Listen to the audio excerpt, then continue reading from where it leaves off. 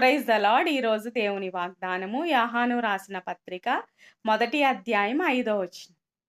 మేమాయన వలన విని మీకు ప్రకటించు వర్తమానమేమనగా, దేవుడు వెలుగైయున్నాడు. ఆయన యందు చీకటి ఎంతమాత్రమునూ లేదు. ఆయనతో కూడా సహవాసము గలవారమని చెప్పుకొని, చీకటిలో నడిచిన ఎడల మనం అబద్ధమాడుచు సత్యమును జరిగింపకుందుము. అయితే ఆయన వెలుగులోనున్న ప్రకారము మనమును వెలుగులో నడిచిన ఎడల మనము అన్యోన్య సహవాసము గలవారమైయుందుము.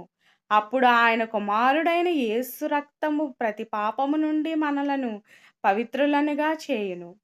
దేవుడు వెలుగై ఉన్నాడు. ఆయనలో చీకటి ఎంత మాత్రము గూడా లేదు. మనము గూడా చీకటిని పారద్రోలి, వెలుగు సంబంధులమై మనం జీవించినట్లయితే, దేవుడు మనల్ని నీతిమంతులుగా తీరుస్తారు.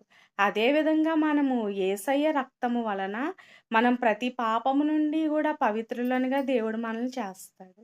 కాబట్టి మనము చీకటిని పారద్రోలి, వెలుగు సంబంధుల వలె మనం జీవించినట్లయితే, మనము నిత్య మార్గంలో జీవించడానికి దేవుడు మనకు సహాయం చేస్తాడు. మనం వెలుగు సంబంధులుగా జీవించడానికి, నిత్య మార్గంలో మనం ప్రవేశించడానికి దేవుడు మనకు ఎల్లప్పుడూ గూడా సహాయం చేయనుగాక. ఆమేన్. హల్లెలూయా.